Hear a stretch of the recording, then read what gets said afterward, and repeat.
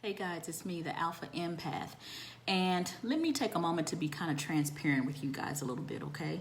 So on Thursday, every Thursday at 8 p.m., I teach a class called Reconnecting to the Divine Feminine. And after this class, I was drained. I was completely drained. And typically, I'm never, ever drained when I coach. Ever. It hardly ever fucking happens. And I didn't know what the fuck was going on. So I awakened that Friday morning and I found myself being a little snippy. My energy was low. I was my patience wasn't as long with my son as it typically is. And I knew that Friday needed to be a self-care day. It needed to be a self-care day. But then my clients called me. So I needed to kind of take care of my clients. So I made a decision in my head. Saturday, it's going to be about me. It's only about me. I'm not taking any calls. I'm not seeing any clients. I am paying the tithe to myself. Now, y'all know, this is something else I need to tell y'all anyway. But listen, y'all know how the scripture talks about paying tithes, okay? Well, we all know that the temple of God is really us. And when is the last time that we took time to give ourselves love? When is the last time that we took time to give ourselves patience? When is the last time we took time to give ourselves joy? And I knew, because I was drained, that I had not been tithing and I had not been bringing the tithe into the storehouse, which is me. So I said, I'm bringing my tithe in. Saturday, I'm worshiping myself. Saturday, I'm tithing to myself. Saturday is all about me. Well, I had someone that's extremely important to me, a family member that I had a special bond with back in the day, call me out of the blue. Haven't really spoken to this person in about 3 years or so like that. And they called me. Now, I was resting. I was in a deep sleep. You know, when one of them sleeps that, be real good and you feel like you floating in the clouds somewhere and spit is hanging out your mouth halfway. I was in one of those kind of sleeps. And those type of sleeps are restorative and they are healing. I was in that kind of sleep. She calls me. I pick up the phone. I didn't recognize the number because we don't talk. She calls me and I hear somebody crying on the other line. I'm like, what? What? Who in the hell? What in the hell is going on? She's like, Tiffany. All of this. And my energy immediately rejected it. My energy said, hang up the phone. But I wanted to know what was going on with her. I'm an empath, just like you're an empath, and we are drawn to people that want to heal. But sometimes we get it twisted and thinking that we can't heal nobody, y'all. The only person that we can ever heal is ourselves. However, we can help people in healing themselves. And you got to understand the different kinds of energy. Listen, this person was calling me and they did have something really bad going on in their life. They did. But then I had to make another decision. Tiffany, you said that this day was for you because you are already drained and you cannot give from an empty cup. You cannot. However, even if your cup is filled, here's another thing that you have to understand. If that person that is wanting to throw their emotional baggage on you, they have to be looking to heal themselves. And a lot of people, in fact, most people are not looking to heal themselves at all. They just want to tell you a sad story. And the story is real. It really is sad. And they want to drain and steal your energy, empath, as a pick-me-up so they can go get back in the same bullshit that is making them sad. Listen, when a person is interested in healing, when they dump that shit on you, you actually leave feeling good. You don't leave feeling drained. And this is how you know that they're not interested in healing. It's going to be based on how you feel. If you feel drained, these motherfuckers ain't interested in healing. They are using you for emotional bondage so they can throw their filth on you, so they can be like a dog that throws up its vomit and then after a little bit goes back and eats up the same vomit. But if you are an empath, you are left with the fucking vomit. It's on you. And then you're like, well, what do I do? You should have never opened up the door to let them vomit on you.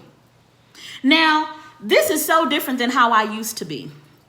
This is so different than how I used to be. And I can still love you and not allow you access to my life so you can vomit on me. I can still love you. And I know, yeah, I'm going to be called a bitch. I know all of that. Tiffany, my dog died. That's unfortunate. I'm sleeping. Okay, talk to you later. Bye-bye. Tiffany, my son was in a car accident. I haven't heard from you in 18 years. Why are you calling me out of the blue with that?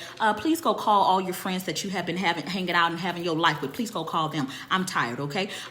Tiffany, I just went through a divorce. Okay, that's unfortunate. I know that that's very painful, but what is your purpose of calling me? Are you looking to heal? Are you looking to become my client? What is the purpose for this? For you to vomit on me? Or are you just looking to steal my fucking energy so you can go back to his funky ass the next day? And that's typically what people are trying to do. Don't allow people access to your energy, empath. Your energy is precious. Do you hear me? It is gold. That is what it is. And when you give gold out to freeloaders that don't respect how precious you are disrespecting yourself. That is what you are doing. And I'm asking you to stop. Now, if a person is very gifted in the art of emotional bondage, they are always going to have a sad story. It is going to be sad, and they're going to be crying, and it's going to be snot running, and you look at that shit, and you pay attention to the way you feel, because the energy never fucking lies. It never lies. And you got to ask yourself, is this conversation giving me life, or is it calling me death? See, an empath that's trying to help a person heal, that's not ready to heal, is like a person that jumped off a ship. Let's say they was on a cruise and they jumped their dumb ass off a ship, okay? That's what they did. They jump into the ocean. They jump into the ocean. And you're like, oh God, somebody has jumped into the ocean. Let me jump in there because I'm a hero and I need to save them. So you jump in the ocean trying to save their ass because you care about them and you love them. And while they're down there, they're kicking. They're screaming, they're punching, they're doing everything, and they're not assisting you and helping them to save them. And you both end up dead.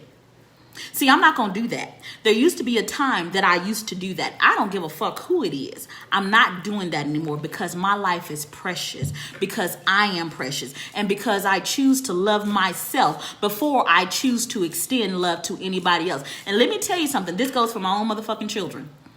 This goes for my own children. If I am trying to help you heal and you fighting and you resisting, boo, you on your own.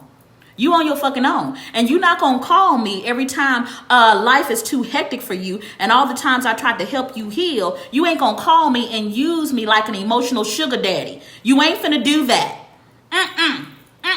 Because at least a sugar daddy is getting something out of the goddamn deal, some ass or something like that. But empaths don't get shit out of the deal. Ain't nobody paying you for your services. Are you a coach? Are you getting paid for it like I am? No? Then why the hell you doing it? What are they doing for you? Or are they helping you to feel needed? Because you haven't healed yourself on the inside, so you attract parasites because you are willing to be a parasite's host. Aren't you tired of being a host? Aren't you tired of holding somebody's emotional bag and they not paying you? They leaving you drained? And here's another way that you'll know if somebody is trying to leave you or lead you into emotional bondage. They're going to call you and there's going to be a lot of negative self-talk.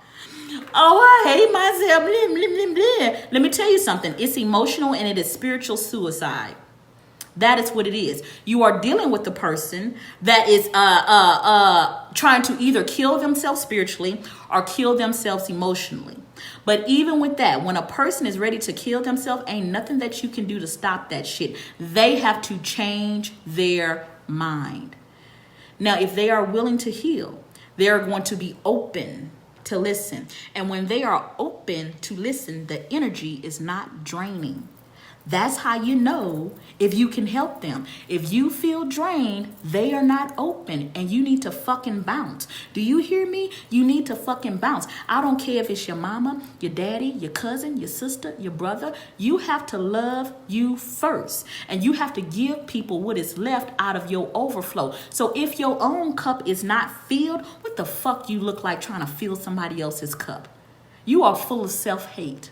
Fill your own cup first. That's what you got to do. Love yourself first so you can be a positive example for these people so they can help heal. Heal yourself first, and then, and only then, can you help people heal. I love you, and I hope this has been beneficial. Love you guys, and if this message helped you, share it to somebody. Share it out in the room. I don't care where it goes to, but share it. Love you guys, and I'll talk to you soon. Bye.